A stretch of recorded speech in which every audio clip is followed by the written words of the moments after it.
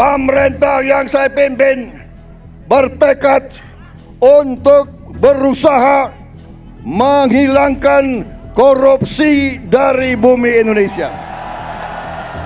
Saya rela, saya siap, saya ikhlas mati untuk bangsa dan rakyat saya. Peringatan keras Presiden Prabowo Subianto untuk melawan korupsi rupanya tak diindahkan oleh seluruh jajaran kabinetnya. Immanuel Ebenezer alias Noel yang baru 10 bulan dilantik sebagai Wakil Menteri Ketenagakerjaan menjadi yang pertama menorehkan noda di pemerintahan Prabowo Gibran. Noel kena ciduk Komisi Pemberantasan Korupsi atau KPK.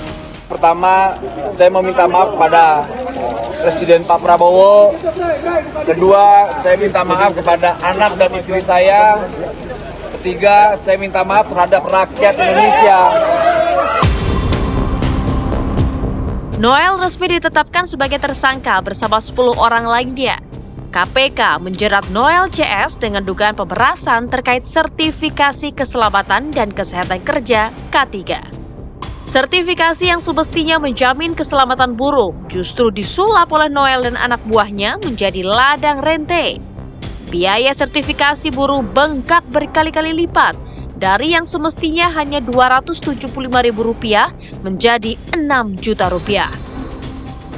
Ironinya, ketika kegiatan tangkap tangan, KPK mengungkap bahwa dari tarif sertifikasi K3 yang sebesar Rp275.000, tapi fakta di lapangan menunjukkan bahwa para pekerja atau buruh harus mengeluarkan biaya hingga Rp6 juta karena adanya tindak pemerasan dengan modus memperlambat, mempersulit, atau bahkan tidak memproses permohonan pembuatan sertifikasi K3 yang tidak membayar lebih tersebut. Kasus yang menjerat Noel menjadi perhatian publik lantaran ketua relawan Jokowi Mania itu selama ini dikenal vokal terhadap masalah-masalah korupsi. Ia juga pernah lantang menyerukan hukuman mati bagi koruptor. Saya bicara tentang hukuman mati itu sendiri. Kenapa? Udah terlalu akumulatif dan muak. Apa yang bisa dipercaya di Republik ini? Penegak hukum juga nggak bisa dipercaya. Pejabatnya apalagi? Ironisnya, bukannya melawan praktik korupsi yang ada di depan matanya, Noel justru ikut bermain dalam pusaran kotor yang diduga kuat telah berlangsung sejak tahun 2019 itu. Pemerasan itu melibatkan beberapa pejabat di Kemenaker yang ada di bawah wakil menteri. Dari peran IIG itu adalah dia tahu dan membiarkan, bahkan kemudian meminta. Gitu. Jadi artinya itu proses yang dilakukan oleh para tersangka ini bisa dikatakan sepengetahuan itu oleh IIG. Semua pihak merasakan sebuah keprihatinan di saat pengurusan tenaga kerja harusnya dipermudah, tapi kemudian ada sekelompok pejabat yang justru memanfaatkan, mengetahui, membiarkan, bahkan menikmati dan menerima ya uang yang berasal dari pihak-pihak tenaga kerja perusahaan yang kemudian digunakan untuk kepentingan pribadi. Ya, Noel seperti terbuai oleh kenikmatan harta yang mengalir deras dari hasil beberas kaum buruh. Baru 2 bulan duduk di kursi wakil menteri, Noel sudah mendapat jatah 3 miliar rupiah. Begitu pula pelaku lainnya, ada yang mendapatkan setoran 50 juta setiap pekan. Noel juga diketahui menerima 1 unit sepeda motor mewah merek Ducati.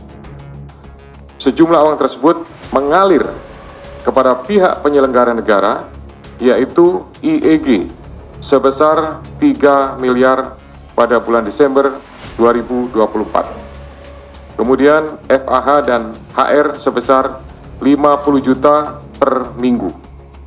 HS lebih dari 1,5 miliar selama kurun waktu 2021 sampai dengan 2024 serta CFA berupa 1 unit kendaraan roda 4. Terungkapnya kasus pemerasan yang menjerat Noel dan jajarannya tentu menjadi alarm bagi Kementerian Ketenagakerjaan untuk membongkar semua yang terkait perizinan maupun sertifikasi. Jangan sampai ada lagi celah untuk praktik-praktik yang ujungnya bisa melumpuhkan perekonomian di negeri ini. Dibenahi semuanya, celah-celahnya yang membuat selalu terjadi seperti ini itu bagaimana? Apakah memang pengusaha-pengusahanya itu yang memang nakal, ataukah memang mereka jadi nakal karena justru pejabat-pejabatnya yang korup? Nah, ini yang sekarang berkembang kan itu adalah pemerasan perusahaan-perusahaan yang dia perusahaan bagus, tetapi kalau akan mendapatkan satu sertifikasi perizinan untuk usahanya, padahal kita sedang menggerakkan ekonomi kan. Sebenarnya mereka ini yang menghambat perekonomian, mereka ini yang pejabat-pejabat seperti inilah yang membuat banyak perusahaan gulung tikar, kemudian PHK dan sebagainya.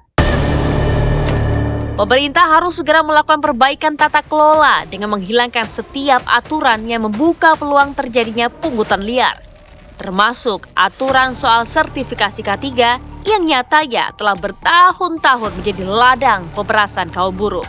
Hal-hal yang sebenarnya itu menuju pungutan liar itu dihapuskan aja semua.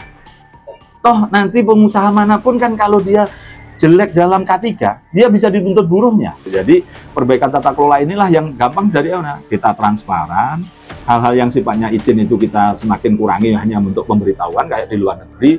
Gitu. Mana ada keselamatan kesehatan kerja di luar negeri yang menjadi izin itu? Mereka karena sudah standar bagus juga. Gitu. Nah, kita arahkan ke sana, regulator itu memaksa orang-orang baik melakukan usaha baik, kita hanya sebagai tukang semprit, harusnya kan begitu. Sertifikasi K3 semestinya menjadi langkah penting demi meningkatkan produktivitas para pekerja.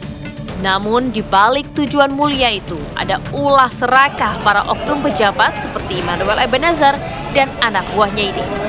Kendaraan-kendaraan yang disita lembaga anti rasuah ini pun menjadi bukti dari sebagian hasil ketamakan mereka merampas uang buruh.